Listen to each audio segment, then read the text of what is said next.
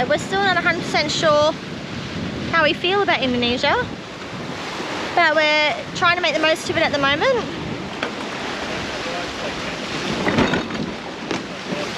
Hello! As you'll see, I'm donning a life jacket. Dan's blowing out his hair. We finally have a sail that we're starting with like 20 knots. After about a week ago, all of our trips were very slow, mostly motoring. We were able to sail a fair bit yesterday. We had about what was yesterday's trip? About yesterday was a little bit more difficult. It was on the, yeah, sort of just on our port quarter, our port aft quarter. So, and we don't have a spinnaker, so it meant I had to basically just sail with the genoa, the main sail. Every now and then I could split sail and sail to wind, but then we'd have to tack back, and it just wasn't quite enough to have the genoa up. But today we're on the beam, and yeah, we're flying. We've got 2 reefs and the genoa out, and we're doing between 8 and 9 knots with between 16 and 19 knots of wind and 1.5 meter sea state. But it's good. A little bit rolly. We had a pretty dodgy anchorage last night, but shocking. It was good in the sense that it was sand and not too deep, but it was really rolly. We're getting to the point where there won't be very many like good stopover anchorages where you don't have to tie up to something. So we'll be at that point very soon. This next anchorage we go to, we'll likely have to tie up, and probably for the next week or 2. So I guess it was good to have a stopover in sand if we were only having to sleep, but we didn't really get a lot of sleep. So. And we had a nice breeze last night, thank God, because the last place we were at where we had to Medmore, there was mozzies, came in at about 4:30, 5 o'clock, so we basically had to shut the boat up. Then we'd obviously cook dinner with the oven or the hot plate, and the saloon was just like a hot box, like a sauna. Sweltering hot. Like within about 15 minutes of closing up our windows, you already had like full steam on all the windows. You could like write your name. So yeah. We didn't do a lot of filming at our last anchorage. It was beautiful. We'll show you some of the drone footage. But it was sort of our first anchorage. We got to jump off the boat. The kids could swim and play all day, and with another buddy boat, we didn't want to catch too much of, you know, their kids on our videos. We're trying to keep it, you know, trying to keep it to just our kids. So we didn't film heaps. It was really beautiful. It was the stop that we sort of needed, apart from the heat and the mosquitoes and the pouring rain. But now we are going to the next spot, and we'll show you how beautiful Misool is. It is the beginning of the Raja Ampat protected region, and it is going to be magic, so we've heard. It'll be really exciting. We'll show you what it looks like.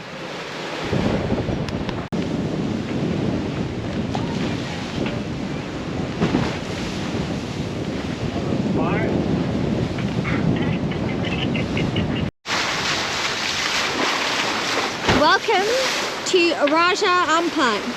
This is Misool, the southern end of Raja Ampat, and as you can see, it is just crazy, rugged islands and rocks poking out of nowhere. So basically, this is where we get to practice all our tie-ups and med moorings, because from here on in, we will pretty much only be able to do tie-ups and med moors until we have finished Raja Ampat, which could be a few months, it could be 6 months, we're not sure yet. So today will be our second ever tie-up. It's a bit nerve-wracking. So we are on an anchor finding mission. It's a bit of a nightmare, to be honest, but yeah, this is just what the next few months will be like for all of our anchorages. Just driving around aimlessly trying to find somewhere that could be safe. See how we go. We might have a winner up here, so fingers crossed. 22 meters. I mean 11 to 12 meters for a minute.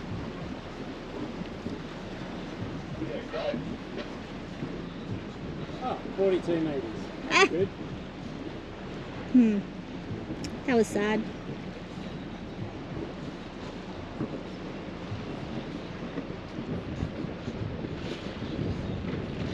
That was short-lived.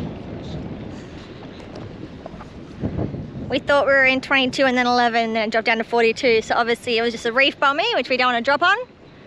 Hopefully we can get close enough in. We can still just drop in like 30 meters and run a line back to shore. So wish us luck, guys.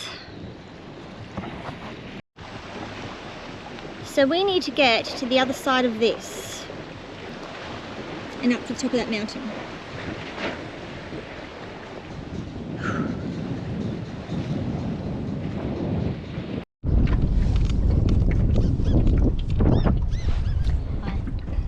Here we have one tender driver extraordinaire. Yeah. Atticus is the tender captain for our med moorings. Our friends are inside this little lagoony area already tying up and then dropping anchor. So our other option is there are anchorage points in here, I think behind this little island, or maybe behind that cast. I'm not sure, I'd have to recheck the maps. So that's our other option. So there's a nice little bit of reef and sand I can see just around this corner, which looks super pretty. And we have this little fella who looks super cute. And at low tide a few other beaches. But yeah, the snorkeling around these edges might be pretty. And there should be a fair few dive sites around as well. So I am solo now on the Black Betty. Mum has gone onto the boat to help out throwing lines. Dad's just pulling the boom over and we should be in soon. Right, this is our entrance. Lady Musgrave, you have nothing on this.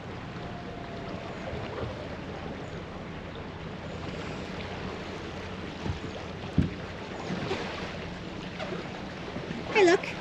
Hi. Fun. Yeah. Atticus is in there, our little tender man.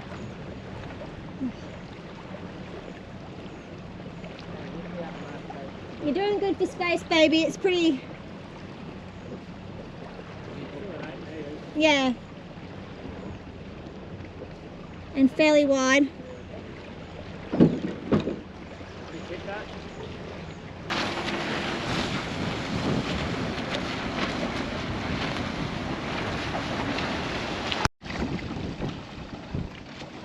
I have no idea what our boat's doing. So we dropped anchor over there. We're now here. Our anchor's going straight down. And we were pulling back onto that reef before. We dropped it 50 foot. 18 metres, that's a 3 dive. Oh dear. Our first... Well, technically we med-moored yesterday. Not yesterday, sorry. Yesterday we just had a crappy sleeping anchorage. But technically we did our first med mooring the other day, but it was in sand and not in such a tight spot with coral everywhere. So I'm a little bit concerned about where we're sitting in comparison to where we dropped our anchor. But we'll see. Still not 100% certain here.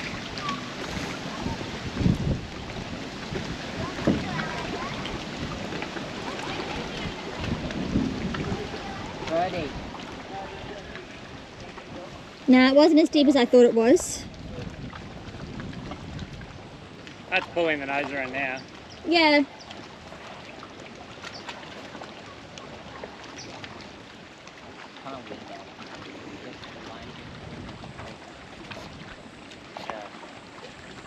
I mean, the water looks beautiful. You can go into the shallows over there. Have a swim. Check out those shallows, that little beach.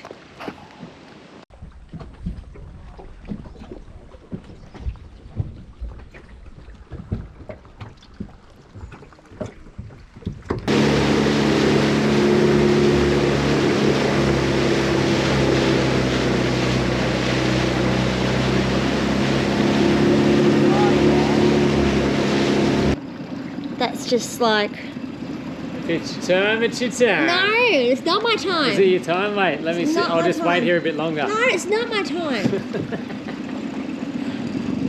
Could be. Bird. Yes, third now. It's Mum's time. That's very creepy. How? Amazing and creepy.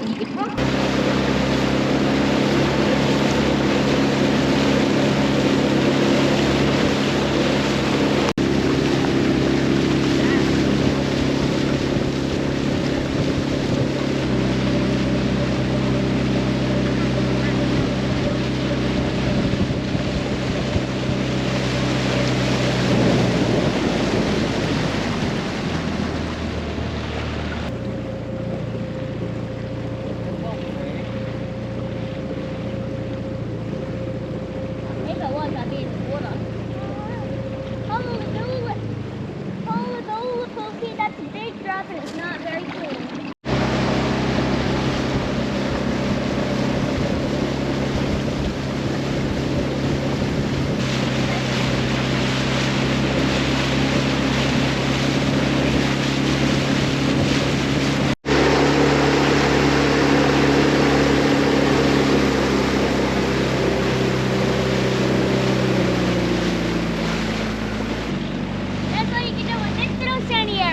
Oh, a little bit of kneeboarding. Yep. On it. Ooh. Cool. Wow.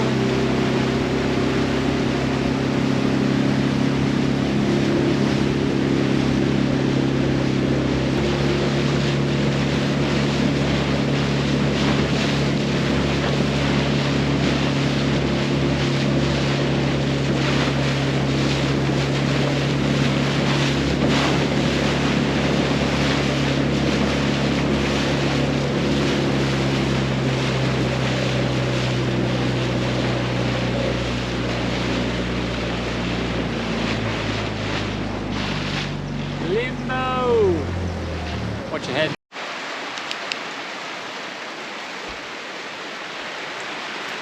Hi.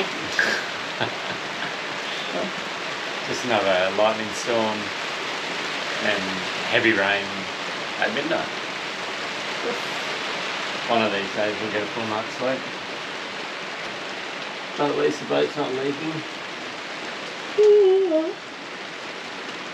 It was loud fun that I Woke up at like 15 minutes ago and it was like bang crash. Like I was trying to work out whether the boat was falling apart or what the hell was going on, but it was loud, like super loud. I've got a few cents, but they're like a little bit further away.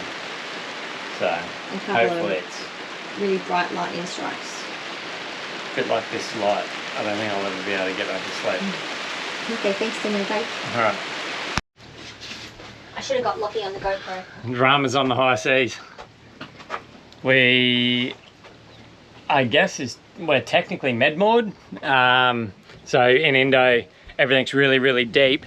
So our anchor's not actually too deep, but on this one, it's about 20 meters, but we have to tie back to the rocks and this stern line just snapped. And as you can see, we are not far from our buddy boat.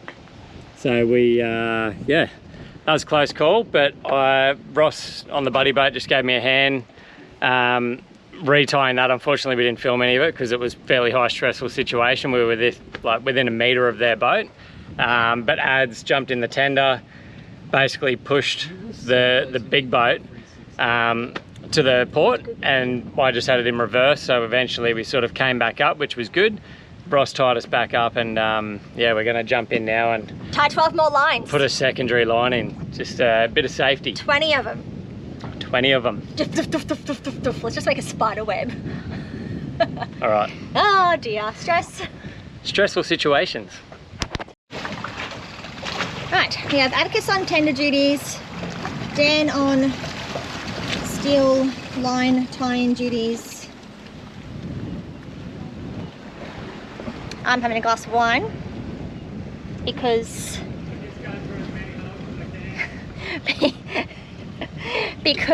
I just had my asthma puffer, which sometimes elevates me a little bit but makes me much better at swimming, and after that stressful situation. My heart is racing, so I'm having a wine, calming down. Yeah, I'll see how it goes. And Dan's doing this. Enjoy.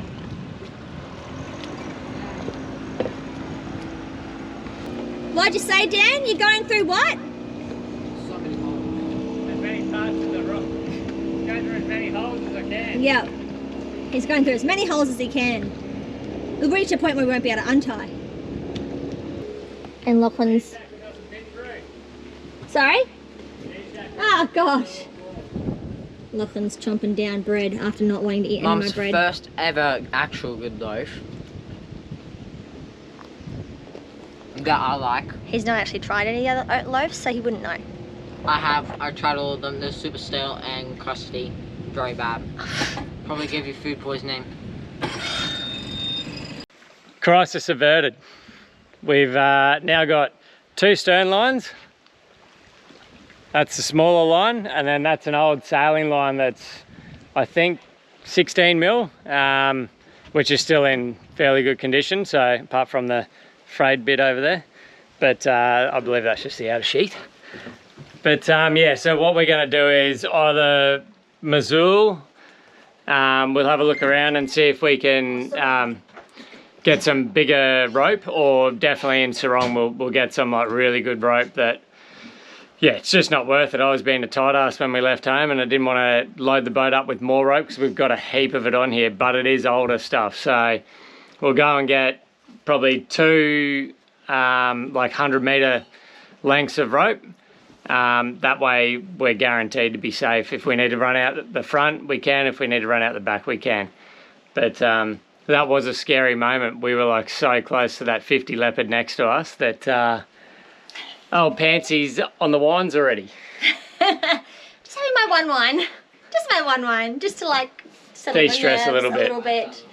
We haven't had much luck in the last few days. No, we've had a bit of... Indo is so beautiful, but it just brings such a different set of challenges with the heat and the rain and the scary anchorages. Like in Australia, we used to anchor in 14 meters, I think, at Hook Island, and we were like, oh my god, we're anchored in 14 meters. Ah!